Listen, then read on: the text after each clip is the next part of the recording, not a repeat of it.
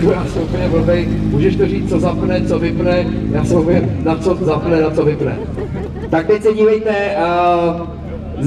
zapne palivové čerpadlo, které začne do motoru pumpovat nitrometán a uvidíte, jak motor změní dramatický zvuk a když to všechno bude klapat, tak uvidíte i, jak z výfuku létají plameny, kde je vlastně ten nevyhořený nitrometán. Teď běží motor na metyl, to je takhle běží motor na metyl a teď přepnul na nitrometán.